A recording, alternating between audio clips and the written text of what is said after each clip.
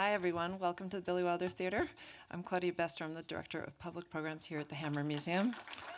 Oh, thank you. I'm delighted to welcome you all here today for today's talk by art historian John Walsh. Today is the final lecture in a series of 3 called Paul Cézanne, A Harmony Parallel with Nature, in which Walsh discusses the work and ideas of the French painter.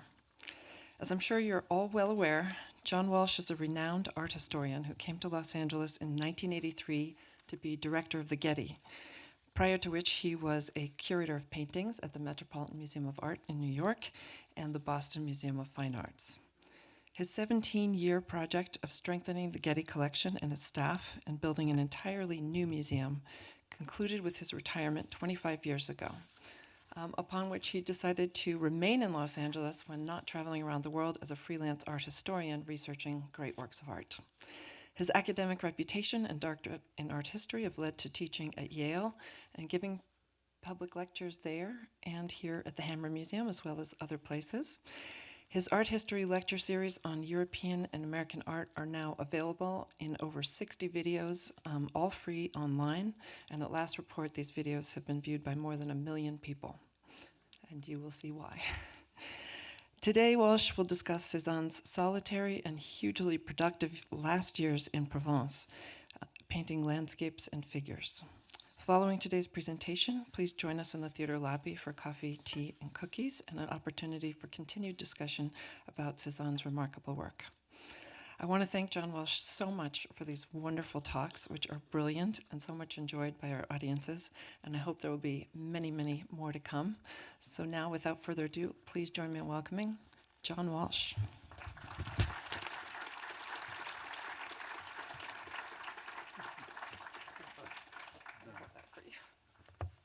Don't go far.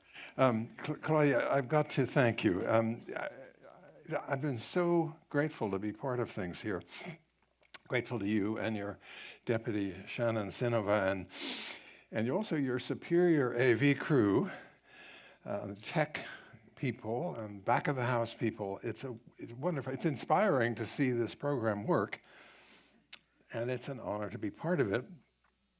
You all, that is, in public programs, expand the museum's public, make it bigger, better informed, and you sharpen all of our awareness of art of all periods, and also of the big issues of Los Angeles and the state of our society. One more thing before we start. If you can get yourselves to Aix-en-Provence this summer, there's a festival starting in June, including an exhibition at the Musée Granet, the reopening of the Cézanne house and his studio after years of renovations, and also the quarry where he painted. And there's an opera festival on top of all that. Just all you have to do is Google Cézanne 2025, and you'll get the information. Well, we've reached 1890. And Cézanne has turned 50. He's in Aix-en-Provence, where he's been spending most of his time after 30 years of moving back and forth between Paris and his native South. He's recently married his longtime companion, Hortense, and they have a teenage son. Cézanne's banker father had died a few years earlier, making Cézanne financially independent. He's had a few enthusiastic collectors and critics, but he still hasn't had an exhibition in Paris, and he won't for another 6 years. In the next 15 years, until his death, he's going to undertake several major projects, returning to subjects that are all about as different from each other as they could possibly be. He's been painting portraits of late, many of his wife, and soon he's going to paint several important friends, all out of gratitude and none for profit. Now, back in Aix, he's bringing local people into his studio one by one, people whose names we've mostly lost, and local men playing cards. Off and on in the 1890s, he's got another project going, groups of nude bathers, back to them. Again, not a new subject for him, but the outcome, after many versions, will be the biggest and the most ambitious paintings that he ever made. And all during this, he's out in the countryside making painting after painting with the valley and Mont Sainte-Victoire, taking him to the edge of abstraction. He says what he wants to do is make of Impressionism something solid and durable, like the art of the museums. When he's in the mood, or when the weather's bad, there's still life. This was a quick review you just had of his last years. At the end today, we'll look briefly at how the next generation of artists absorbed the lesson of Cézanne's work, the many lessons, and his life, and why he came to be called so often the father of modern art. We're going to start here with this composition of three men playing cards, giving the game their fullest attention. The painting is about 6 feet wide, and we'll give it our full attention for just a minute.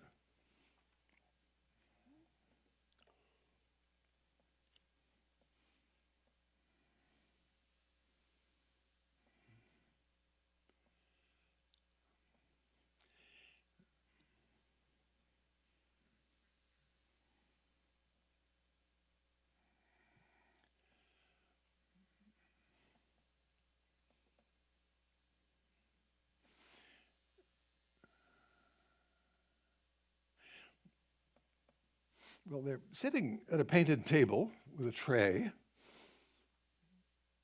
Behind them is a gray wall.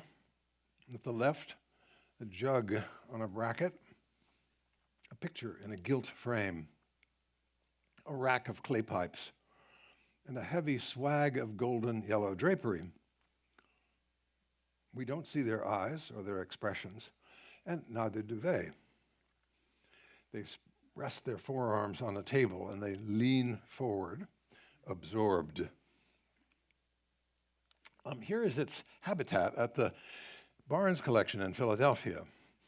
The figures are life-size or close to it.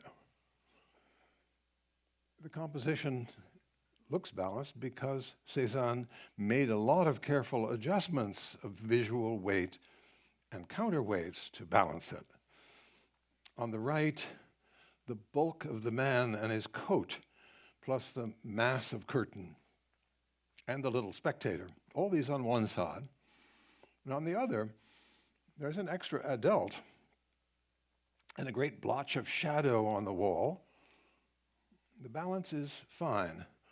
The contrasts are subtle, like the profiles of the two men facing each other. The one at the right, silhouetted against the light. The one at the left, a light profile against the dark. Now, all this formal stuff would be tedious, except that it reinforces the situation, the action, which is purely mental. Men making calculations about what could come next. Are they just wasting time? Their wives might say so. After all, card games had been emblems of proverbially foolish behavior in paintings and book illustrations for centuries. And there was and there is still a picture in the local museum in Aix by the great 17th century French painter Mathieu Lenain, showing a couple of off-duty soldiers at a table cheating a young soldier at cards and making sure that we're in on the scam. Cézanne here gives us nothing to object to. On the contrary, we might want to see Cézanne's picture as his sort of affectionate celebration of the lives of ordinary working people and of the eternal simple pleasures of friendly competition and distraction. Cézanne thought enough about this subject to keep at it, and he painted 4 more versions in different formats. These are on the screen in proportion to their actual size. You see right below the Barnes picture a second, smaller and simpler version at the Met, and three different versions of a kind of two-figure composition with a setting more like a cafe, all evidently painted within just a few years. Now you might ask, why this subject all of a sudden, and why so many of them? Nina Athanassoglu published an ingenious answer. She said in Provence, card playing was not only key to the traditional leisure activity of gambling, it supported a local craft industry of printing playing cards. And this was under threat because the government in Paris in the early 1890s was trying to discourage gambling as a social evil and was debating instituting a stiff sales tax on playing cards, plus restrictions on their manufacture. And this was a hot local issue. Cézanne was all for Provençal autonomy. And he had a boyhood friend who was the representative, the deputy for their region, and a fiery opponent of card laws.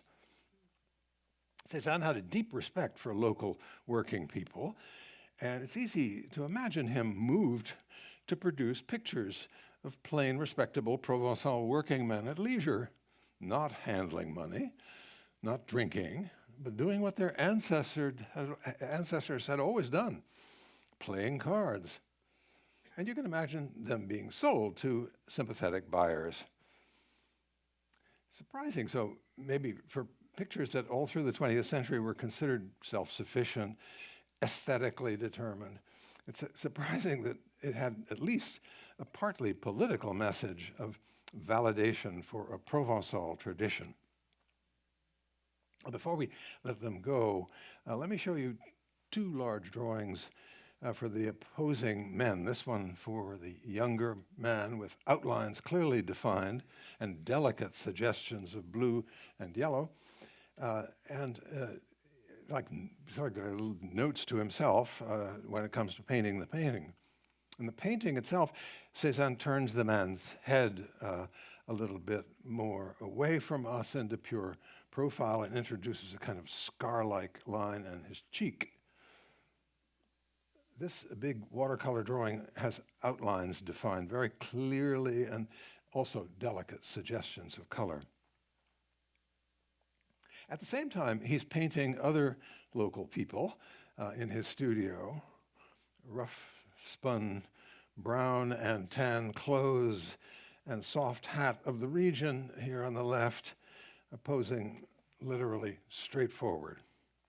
No gestures, no emotion evident, no play acting. Now on the right, the same man in the studio, resting or maybe daydreaming, dressed up a few notches, presenting himself more as like a studio model, surrounded by studio stuff and with a painting tacked up on the wall behind him. The painting behind him is actually a still life by Cézanne himself, painted 25 years earlier, that he must have brought south with him. In a similar pose, a young woman in a corner with her hand on the back of a chair and a patterned fabric, all slightly askew. She's traditionally been called a young Italian woman, but she's actually wearing the characteristic big scarf and puffy sleeves of a woman from Arles, about 50 miles or so west of here. An Arlésienne she is, a character type made famous by the play by Daudet and by the music by Bizet, and in paintings by Van Gogh. She may have come to work at the Jardin de Buffon, the house here. And she looks at us, and her body language seems to express something, fatigue maybe, with flavors of sulky kind of boredom and pique. The brushwork is as confident as it gets without being showy. He paints the face and the arms with distinct zones of orange and ochre, and the shadows with vivid blue. The patterned fabric is just amazing and breathtaking, I think. We don't know who this woman's was either. We don't know her name or what she did. This commanding portrait of a middle-aged woman in a setting that's most likely the kitchen and at the family manor, the Jardin de Buffon, with a paneled cabinet behind, oilcloth on the table, and a plunger coffee pot. Everything in the picture is just a little off the vertical. Even the teaspoon that's trying to stand up straight, but not quite succeeding. She looks serious, but not necessarily severe, not relaxed either, with a kind of working class readiness to be helpful. And she has real dignity.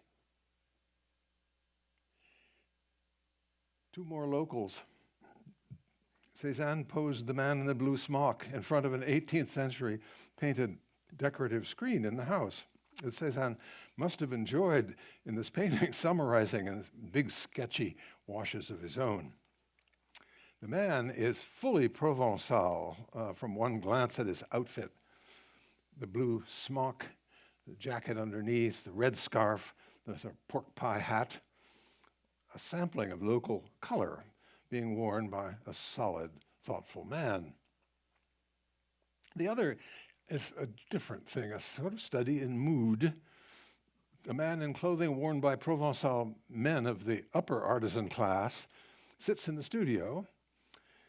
Behind him, you can see one of Cézanne's palettes and some of the picture frames. You can also see how the artist bends the chair rail behind him impossibly, arbitrarily, as if to say, okay, I'll make space where I need it. Same with the man's left arm, actually, you should try to connect his left elbow with his left hand, I dare you. The head, though, is unforgettable, including the sort of out of alignment eyes. His skin is painted with pinkish tones, shadowed with floating gray patches, and accentuated by bright red highlights, all detached from one another. The wall behind him is even more arbitrary. It's like a sort of darkening sky with a little agitation around his head that could suggest his thought. What he's thinking, it might be better not to ask. Well, after the forced sale of the Jardin de Buffon at his brother-in-law's insistence, Cézanne had to make do in town while he had a studio built for him on the hill just north of town. You'll be seeing more of it soon. There at the far right comes the 65-year-old painter bringing a chair for a guest. This is where Cézanne made the greatest of his last portraits, the portraits of his gardener, an elderly man called Vallier, who took care of the terraced garden there in the center, behind the house, that you see in this really breathtaking watercolor. First, he made the elaborate pencil sketch at the left, repeating the curves over and over to approximate the outlines. He has Vallier look down and hold his arms as though he were cradling something. Tree trunks on either side seem to contain him. In the very sketchy oil painting on the right, he sits more upright. The bracketing trees are gone, and the backdrop is foliage, and at the left, vertical shades of blue and ochre, almost like drapes. And we see his face. Again, blues and ochres in broad strokes take over. Dilute oil paint that behaves like watercolor, and the canvas almost like paper. Now indoors, Vallier is turned sideways. His bulky blouse and sleeve are accentuated, filling much of the picture, in fact. The contours are in motion from the wiggling brim of his hat on down. The placement of his arms isn't quite resolved, and the colors are just suggested. In the oil painting, it's all resolved.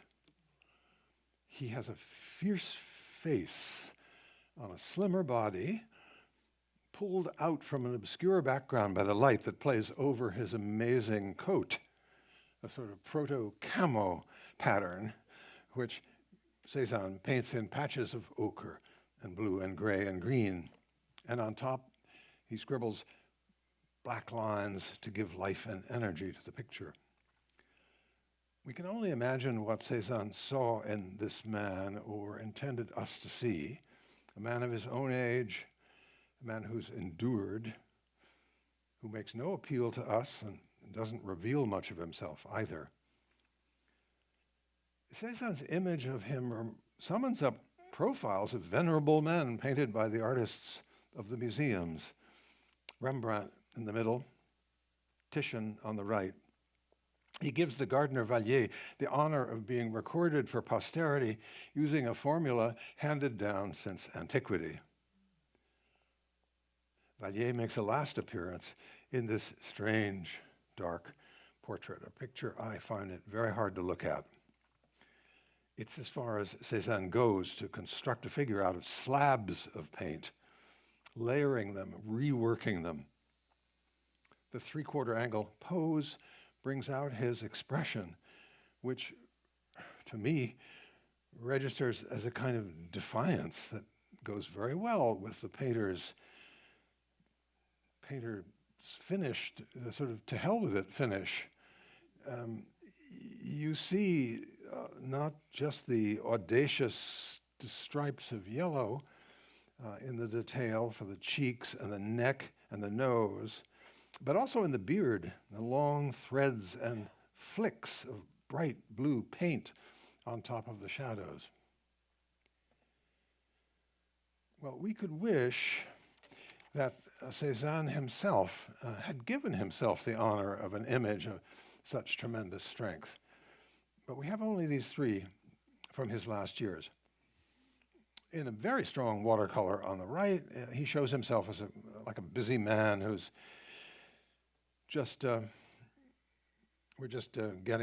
whose attention we're maybe just getting for a minute. The litho in the center was ordered up by his dealer Vollard and shows him behind an easel in a very routine drawing without much energy. The painting shows him when he was suffering from diabetes as well as his chronic bouts of anger and self-doubt. Here again, he covers his baldness with a soft hat, and he appears dispirited, I think, vacant, shoulders slack, and the brushwork lacking energy, too. Here, he sat for his portrait by his admirer, the painter Émile Bernard. Behind him on the easel is one of his last great projects, 3 canvases that he'd been working on for several years. With them in mind, he'd had this big studio built. He'd also had the builder make a slot in the wall so that he could skid these big canvases out of doors to work on if he needed to, and he did. And the subject, women bathing out of doors. The painting at the Barnes, and behind him in the picture and over on the right, is 7 feet wide and hangs near the card players, but it's not so easy to see. Let's just look at it again for a moment.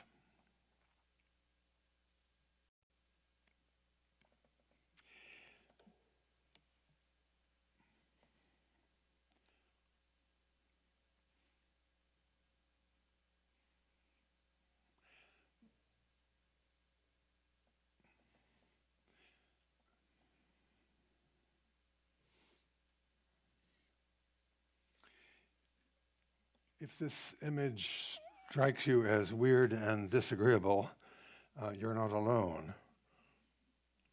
The scene is set in a forest glade where clouds or steam or maybe smoke are rising. I often feel it looks like a gathering of young witches. There is a basket of fruit down front and a sleeping dog, and a kettle spilling over. Relationships among them are not clear. Anatomies are approximate. The figures at the far left and the far right seem to have come from some other compositions. The flesh is modeled in patches, and it shows signs of heavy, repeated reworking. The kindest jury opinion would be ambitious, followed by unresolved. Cézanne didn't study nude models. From life, that is. He had been making compositions of women bathing off and on for many years, using drawings that he'd made of figures in museum paintings and sculptures and in Renaissance engravings, rather than working from live models. It seems that he was squeamish in the presence of unclothed women. Just once, his dealer, Vollard, hired a female model for him, and he made a few studies, including these two in the middle. But everything else he based on memory or comparison with his own drawings. In earlier lectures, I've shown you small paintings by Cézanne of bathers in many configurations and quite different settings. Here's the second large version. In London, there's a similar deep blue sky, muted light, blue shadows. There are a few more women and a lot less confusion. The bizarre creature in the Barnes version at the upper left with a vestigial head is replaced in the London version by another striding in and embracing her neighbor. The classical Andromeda in the upper right in the Barnes version hanging from a tree is gone. There's still a dog and some fruit, but the background has been cleaned up. The composition is a lot more coherent. Most of the group leans in, and together they launch a kind of sweeping upward curve that's carried farther by the tree and the clouds. What Cézanne does is next is this. More studies at the top, an oil sketch for a much taller, more open composition, lighter, brighter, with trees and sky reaching high above, and more bathers, divided into two groups, with water visible in between them. And at the bottom, a watercolor of bathers actually bathing in a river near a bridge, like the one down on the River Arc, where Cézanne and his coachman had his coachman take him to go swimming himself when it was hot, and where he'd known the spot since he was a boy. The climax of all this was a third version on an even bigger canvas. He projects his composition upward with trees that bend to form a towering, pointed, I could almost say Gothic arch in the sky. Again, he's pulled the bathers apart into two groups. In between, no dog, no picnic, just a white cloth that the women bend over and reach for. You can see he's imported some of them from the London version and reshaped others. Let's just look at this third version for a minute.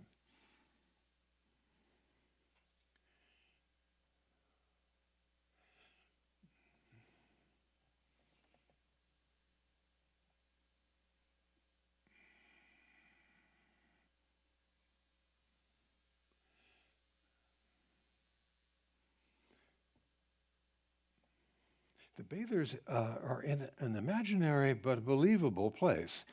Water beyond, a meadow, village with a church steeple. Maybe Provençal, can't be identified. It's generic, anonymous, even ideal. There's a fully clothed man on the far side of the water looking towards the bathers, and there's an animal next to him. I see it as a sheep. Cézanne has found his ultimate subjects. An untroubled and uninhibited gathering in a hospitable place, Now it has amplitude, it's organized, but not explained or emphasized by any particular or important actions or props. In fact, it's a place like the ones in Virgil's eclogues and in centuries of pastoral poems and landscape paintings, a place far from the crass values of the city, eternally. A peculiarity of most of Cézanne's bathing scenes is that the gender of a lot of the bathers is ambiguous. The physiques don't proclaim male or female, and could be either, and could be both. In this picture, though, painted 30 years later, it's all boys. The scene is set in the Arc Valley with Mont Saint-Victoire in the background, and it's reminiscent of the carefree pleasures of Cézanne's reimagined boyhood in Aix, with his trio or quartet of close friends, including reading Arcadian poetry and presumably getting in the Virgilian mood as well as swimming nude. That spirit was alive when he painted the large nude paintings. Now the setting isn't identifiably Provençal, although there are cypresses in the background, but it's the gentle and hospitable landscape of the eclogues. And the bathers aren't obviously female, since he never finished the modeling. They're not all obviously female. And it's hard to tell, actually, by their patchy condition.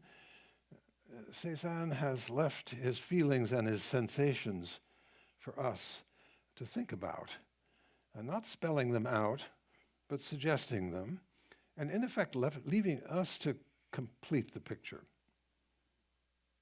Is it unfinished? Is it unfinished enough? Let me go back a minute. Sorry, people. Is it finished enough? Both things are true of many of Cézanne's last works. It's clear that the lower right is even patchier than the rest. Why are the anatomies so distorted? He makes the poses more legible. The anatomies are exaggerated for a purpose here. They blend with each other.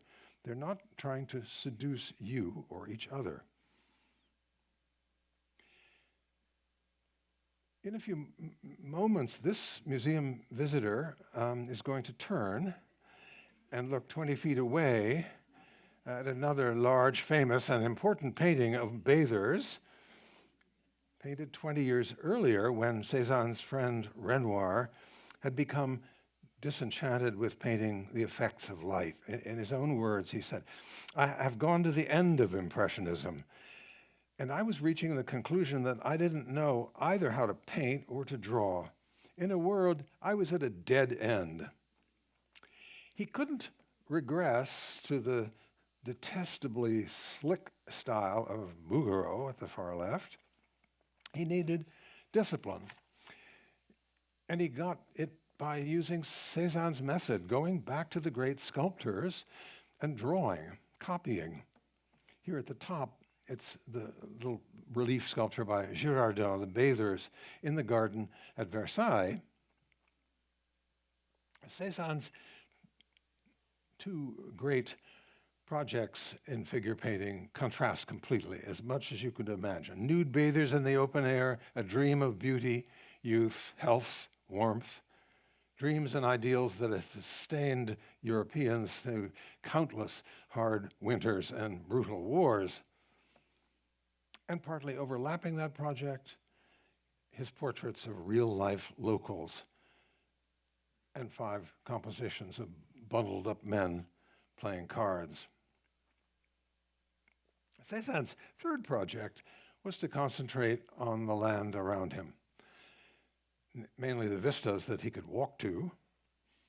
Now he had techniques to embody some of the sensations he felt when he was in front of them and to convey them to others. We're going to be back to that subject very shortly, but meanwhile, I want to show you another activity, not quite a project, that he'd started 30 years before in the 1860s, using household vessels and fruits to make pictures that provide unexpected entertainment for the eyes and the mind. Many of you saw this picture at the end of the first lecture when I suggested that you try to figure out the space and the places things occupy in the painting. You've seen him take liberties with perspective and gravity in portraits. This is Madame Cézanne in particular. Here in the kitchen on the right, he puts things exactly where he wants, however big or small he wants, with just the right color relationships to make the whole ensemble come into balance, to our surprise. Here the table is crazy.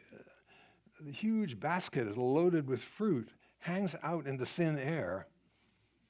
And what's that wooden leg to the far right here, sticking into the picture?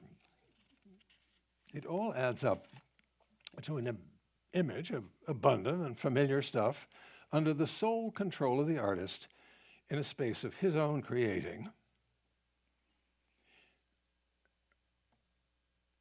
This one is in the studio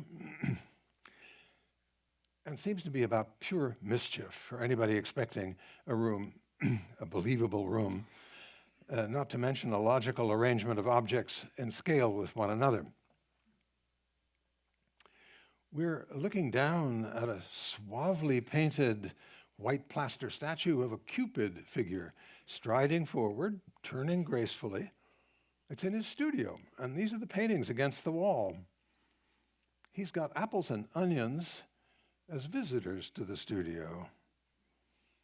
Very quickly, though, you see you have been tripped up, because what's the floor doing? It tips up so deeply. You wonder how the green apple at the top is so huge and how it stays put up there. And the table, where does it go on the left side? And over there, where does the floor go? You see, he's put 2 onions among the apples. It's kind of like goats with sheep. And he makes them show off. The one at the right is waving its shoots. The other confusing its shoots with the edge of whatever it is. At the far left, there are a couple of stray apples enveloped in blue cloth. Where are they supposed to be? Lawrence Gowing came up with the answer. They're on another painting. The left side. They're in another painting. It's this one, which Cézanne had parked on the floor of the studio. I thought I'd better double check. So I made a detail of that area and tilted it. And of course, he was right. I noticed that the left-hand onion adds to the mischief with the line of its neck coinciding with the edge, which turns out to be the bottom edge of the painting, behind, on the floor. Cézanne's painting invites us to think about it and its illusions, to sort of peel the onion of fact and fiction in it, starting with a myth, the love child Cupid, and then a live boy who served as a model for the Cupid, then the resulting sculpture, then a copy of that sculpture cast in plaster, and finally the painting of the plaster cast by Cézanne in the studio. He, of course, is playing with our expectations of conventional still life, of academic illusions of space, consistent scale, all that. But for most of us, the philosophical messing around is upstaged by the experience of this miraculously accurate and vivid fruit and vegetables, the intense blotches of color and incisive marks for blemishes and stem holes. Well, while we're on the subject of fruit at play, let's look for a moment at this little table at the Met with 2 teams of fruit separated, kind of in formation, 4 robust apples in red uniforms on the right, 4 smaller pears in green, kind of huddling, not engaging. Are they in balance or not? Cézanne put them there with great care to pose that very question for you as you look and think. Cézanne has other props in the studio, old ones in the history of still life painting. He adds some extras for effect. The conspicuous tear in the dark wall hanging, the dark sprays of leaves, the pear at the very corner of the table, lending a precarious touch to the whole thing, with the implication that life itself is like this. Cézanne painted half a dozen paintings of skulls during these years.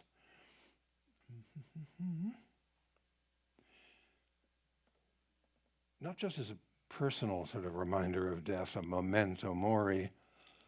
It's been suggested that it's also because his lifelong friend Marion had recently died, the eminent paleontologist who'd excavated prehistoric skulls in Provençal caves. In the watercolor, joy and sorrow and life and death and antiquity in the present meet and give us to think about what those meanings might be and what connection they may have with our lives. Cézanne gives this young man at the right the pose and props that any educated person during the last 400 years would have recognized. The weary lean of the sufferer from melancholia and of learning too, and the inevitability of death. The complicated pattern of the hanging on the wall behind him may suggest the state of his thought. Cézanne's experiments with space and volume in still life became less extreme with time. In this one, the forward tilt is still there, letting us see more of what's on the table, including larger vessels and fabrics. There are the familiar uncertainties, like the fate of that leaning sugar jar, and the really delicious textures of the paint. It's good to just let your eye wander. Look at the green pot and take in the soft sheen on the glaze and the mouth obligingly warped by the artist forward for us to see and peer in.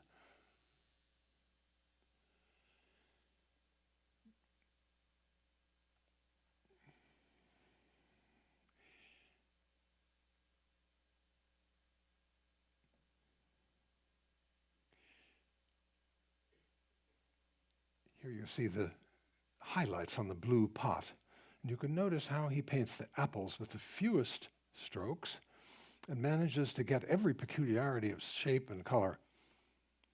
You recognize that familiar white cloth isn't really white in the painting. It's light gray and purple blue with little bits of rose and green folding over them. There are surprises in still life, too. The flat table on the left with fruit plays no tricks, and neither the fruit. But beyond the table, we're lost. Where exactly is that jug? And on the floor, where the frames are, and some fruit, is that where the jug is? And what exactly are the paintings leaning on? Whatever it is, we don't see it. I need to do a little justice, at least to the still lifes that Cézanne painted in watercolor and drew. The medium gave him a way to rehearse major compositions like the one on the left, and to test various ingredients that he didn't include in oil paintings. By test, I don't mean just try out the objects, but dismiss them when they'd served their purpose, leaving lots of paper exposed. he was painting for himself, not for the market. I should add that almost all of these watercolors have come down to us faded, a little or a lot, from exposure to light. Others have survived better, and once in a while we have a pair of siblings that allow us to compare. The robust composition on the right, the version we have, is been spared fading, and a few details here I think will have to suffice. It'll give you an idea how the layering of translucent washes does the work, and how amazing and luminous the effect on the table covering is. I want to show you an unfinished still life in oil. You've heard Cézanne say more than once that he doesn't strive to portray the appearance of things, but the sensation that they cause in him. He said to a young artist, "I cannot convey my sensation immediately, so I put color on again, and I keep putting it on as best I can. But when I begin, I always try to paint sweepingly, like Manet, by giving form with the brush."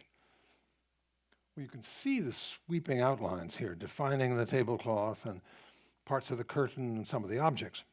You can also see that he's blocked in major areas with blotchy color. The purple wall, the tablecloth on the right in blue, left in yellow ochre. He intended to come back to those. Meanwhile, though, he's positioning the main players, the fruits, so that colors connect. Red apples at the far left and right, yellow ones getting smaller as they go back to the dish full of green plums.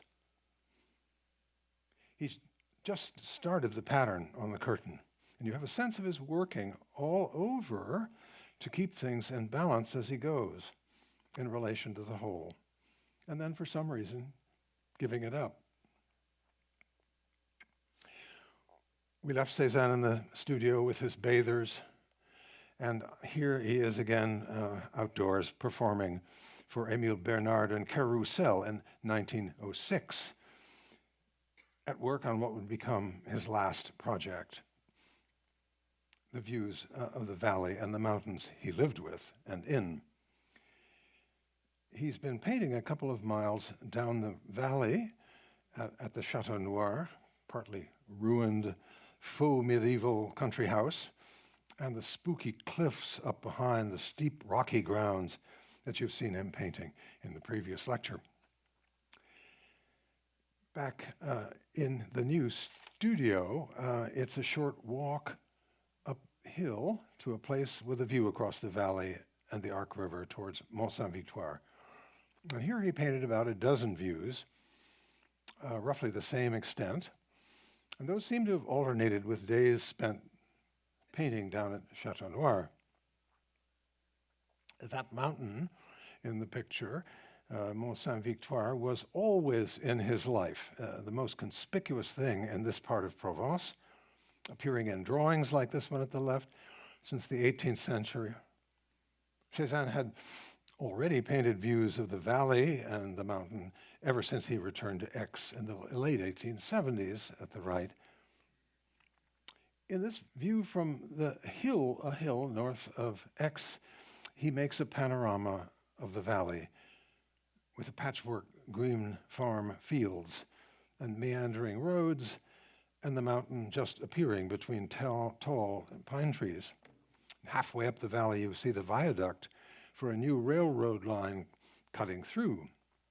A reminder of the ancient history of the region, when one might have seen a Roman aqueduct instead, but this one belonged to the new industrial reality of the late 19th century, of which the artist couldn't disguise and didn't.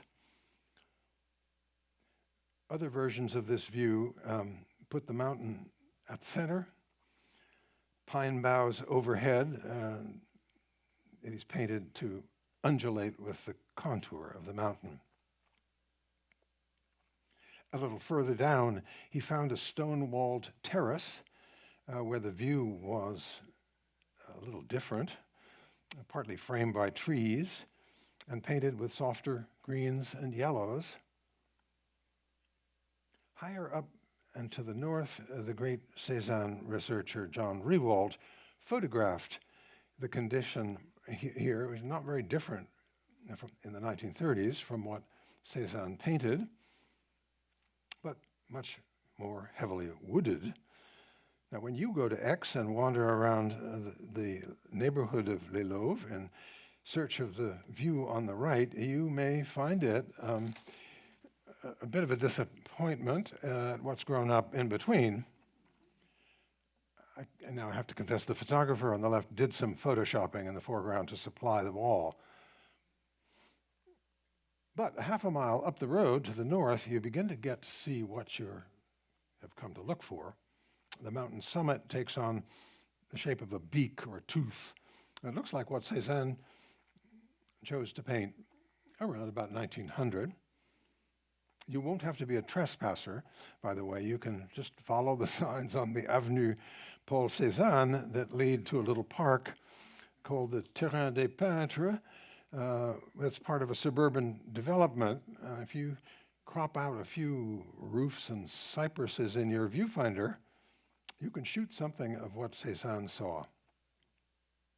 Plus, if you want, you can have a look at reproductions of his pictures, which are conveniently posted around to orient you. They show you that Cézanne moved around a lot. These two are 20 years apart, both at the Metropolitan, and obviously not painted from the same vantage point. The left-hand view is from a point at the edge of Aix and shows a broad, gentle valley. The picture at the right was made from higher up, above the hill where the studio was. It shows a partly settled, partly wooded hill with the mountains jutting up behind. This is the locale that occupied him for the last years of his life. It would keep revealing for him subtle differences that he could and did respond to. Often these views of Mont Saint-Victoire are called a series, and they're treated as though they were Cézanne's counterpart to series paintings by his friend Claude Monet, particularly these views from the same viewpoint of the same subject, the portal of the Cathedral of Rouen at different times of day, each one making different sensations. That wasn't Cézanne's approach. He believed that even a short distance up or down or sideways gave him all the variety he needed. Seizing transient effect of light and weather were not for him. Well, these two pictures hang next to each other in the Philadelphia Museum of Art. I'd just like to take a minute and look at them, consider what Cézanne was trying to do, and see whether either of the two is more satisfying than the other. We'll just pause for a minute.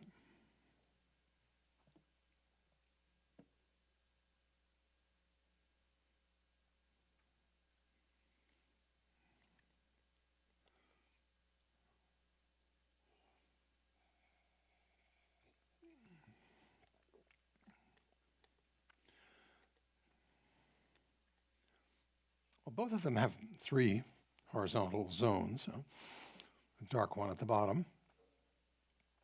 The middle zone is the brightest, with green and ochre patches. A few red roofs scattered around are pretty much all there is to signal buildings.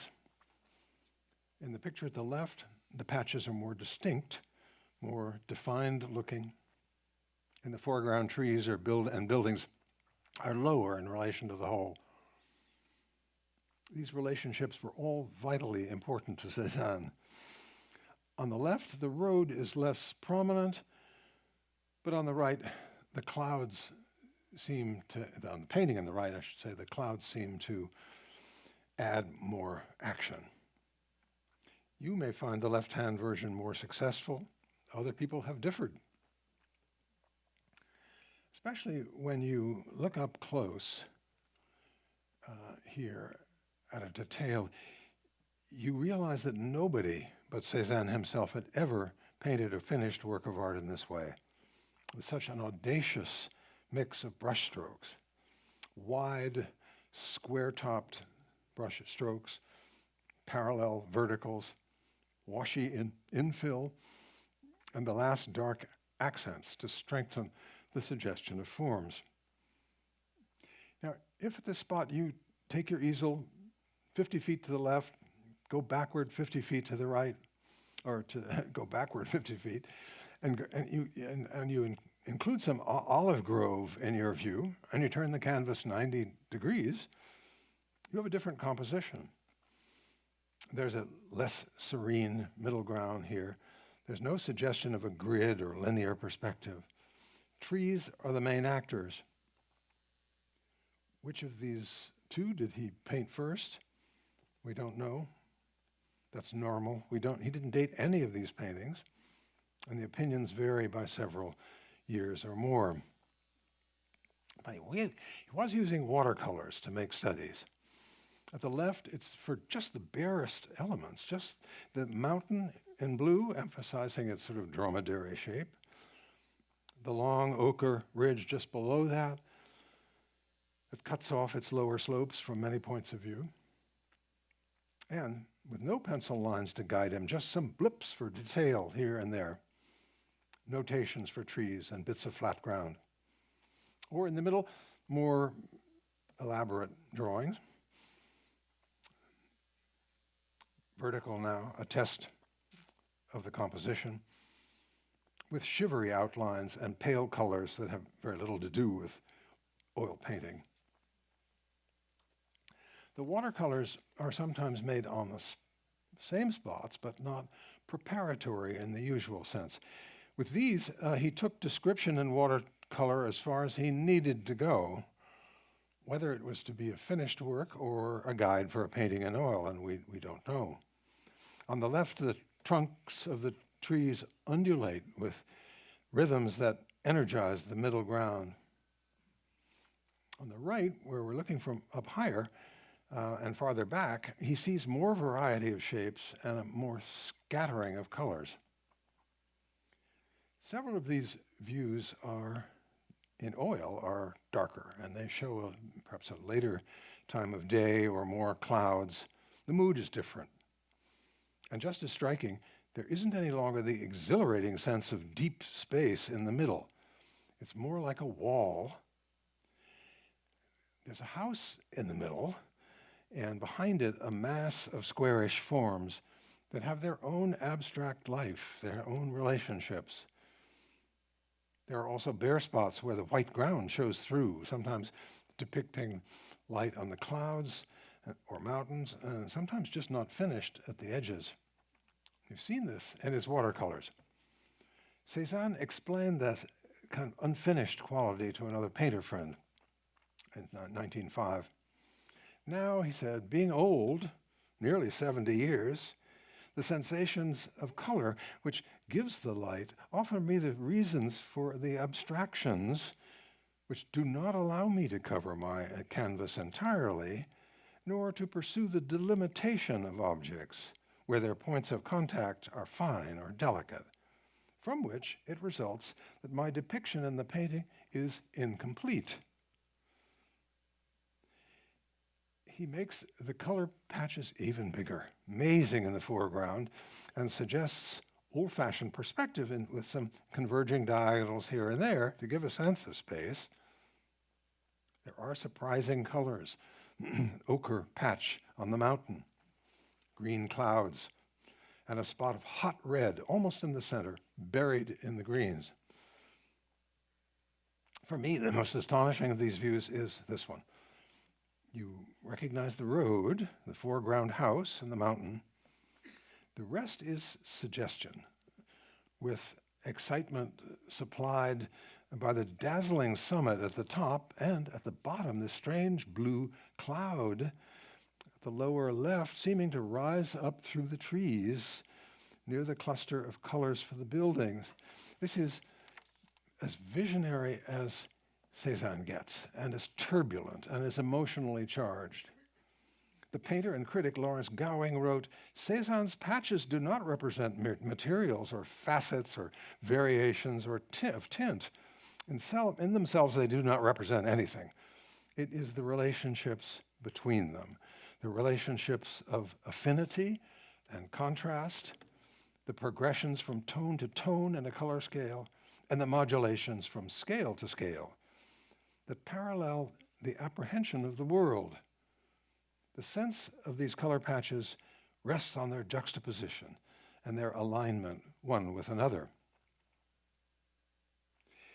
So we're not to look for representation, says Gowing. Cézanne himself says that, in his own words, it is his sensation that he wants to convey with these patches of color, his own mix of excitement and wonderment and apprehension, even fear, that we may be able to sense by looking.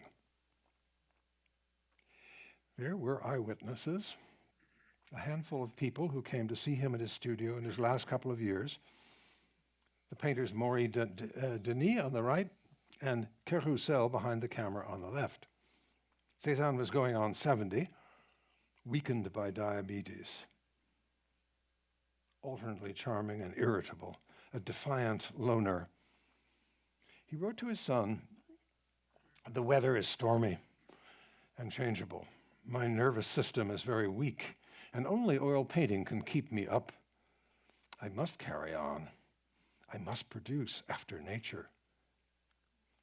He'd been painting out of sight near the studio a couple of days later when he was caught in a violent thunderstorm and collapsed. After a while, he was carried back to his apartment in Aix in a laundry wagon and put to bed. He felt better that night, well enough to work on a portrait of Vallier, his gardener. He got weaker, and the following week he died. Cézanne had said he wanted to die painting, and he got his wish. He did not die obscure. By the 1890s, a few dealers and collectors had predicted a future for his work, and artists as well, but it hadn't been so easy to see the work. He'd exhibited a few times with the Impressionists. It was the show organized by Vollard in 1895 that won over many more critics and artists, and the auction of his major collector, Victor Choquet. Vollard bought everything left in Cézanne's studio after his death and put on another exhibition where Matisse bought a picture. I'll come back to that. By 1900, Maurice Denis here had gathered a group of artists who were Cézanne's admirers and painted this portrait of them discussing a great still life that many of you will remember from the first lecture, if not from the galleries at MoMA, where it lives. Odillon Redon is at the far left, Paul Sérusier in the middle, gesturing.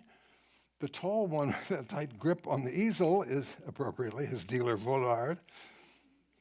At the far right, Pierre Bonnard with a walking stick and a pipe. Picasso's biographer, John Richardson, wrote that Cézanne's death in 1906 left many of the more progressive young artists hoping that his spirit might move in on their work. The dealers, Bernheim Jeune, organized an exhibition of 79 watercolors, few of which had been out of the studio even. And many artists were just stunned. Picasso was amazed at their incompleteness and their, what he called, intrinsic completeness. He said later, as soon as Cézanne begins to make the first stroke, the picture is already there. He'd been shown 3 years earlier in the Salon d'Automne, and then in August 1907, in several rooms in the Grand Palais were devoted to 56 paintings by Cézanne. That's the portrait bust of Cézanne by Philippe Solari, his friend, which gets something of the curmudgeonly side of Cézanne. At the same time, his letters to Émile Bernard came out in print, including his alleged advice that painters should treat nature by means of the cylinder, sphere, and cone. If only it were that simple. Cézanne's paintings fired imaginations of other artists and gave them courage, and have ever since. His career has been an example of hard labor and integrity and perseverance, and his afterlife the subject of books and exhibition catalogs. Fortunately, many of them easily gotten, like this one. A couple of recent shows, like this one, last year demonstrated how artists of the 20th century and 21st had direct relationships with Cézanne's pictures and his ideas. And you'll find those publications in my suggested readings on the website. Let me just end in just a couple minutes on the first wave of Cézanne's influence on Matisse, Picasso, and Braque. Only Matisse, who was 30 years younger and evidently never met Cézanne, bought this little painting in the middle by Cézanne when he was newly married and struggling.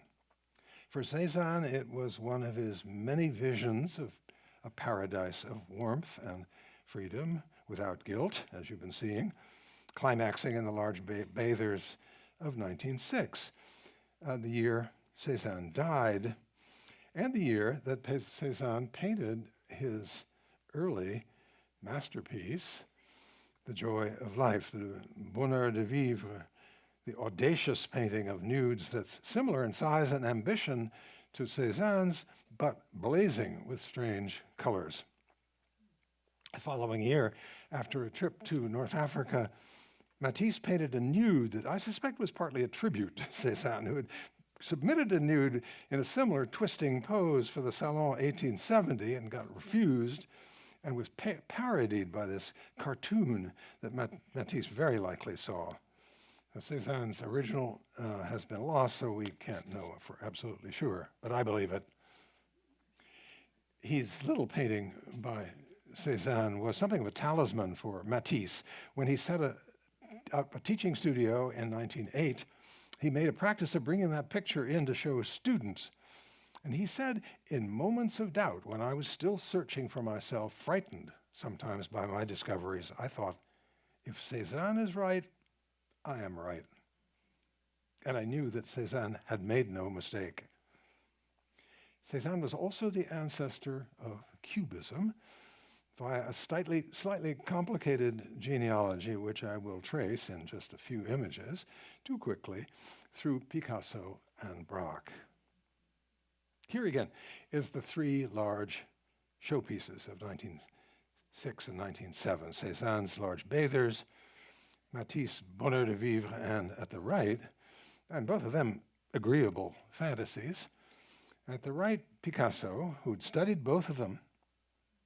His Demoiselle d'Avignon is a nightmarish vision of 5 life-size naked prostitutes with bizarre features, a defiant answer to his contemporary and rival Matisse, certainly.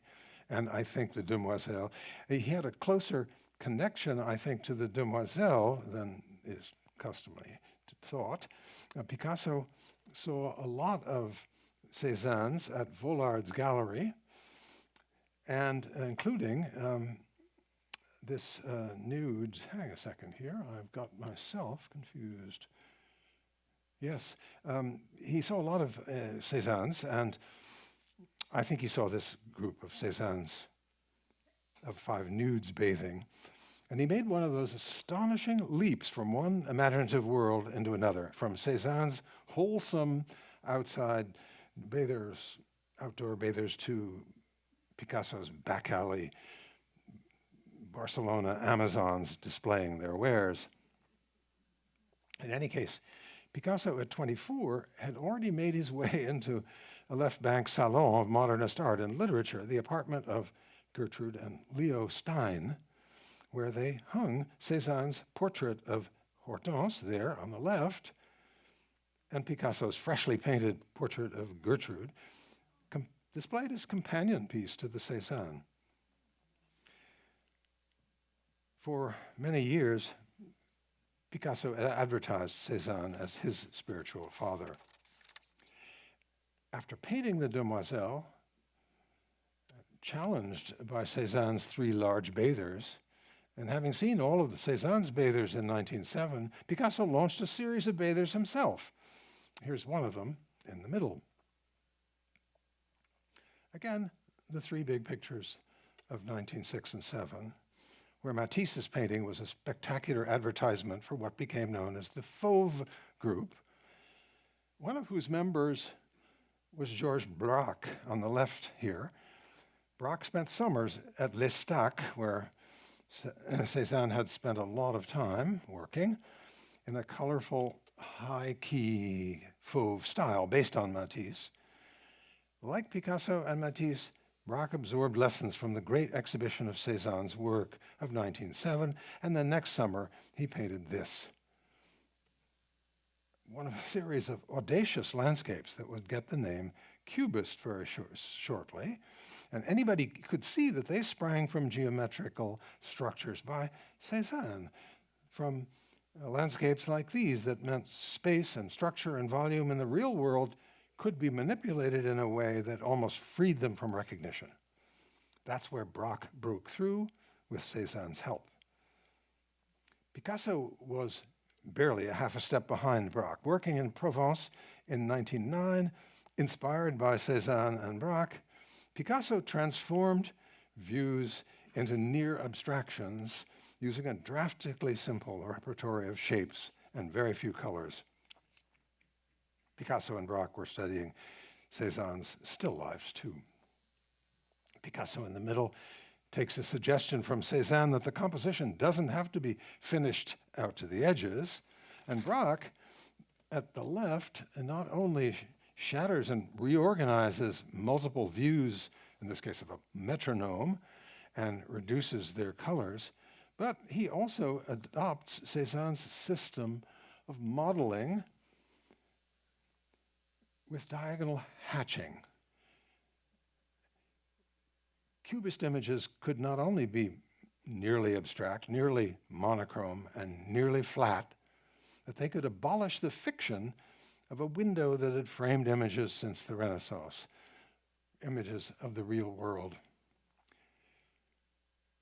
We need to stop here. But I'm going to end with the hope that you will feel moved to do what Cézanne trusted you would. His expression says it for me.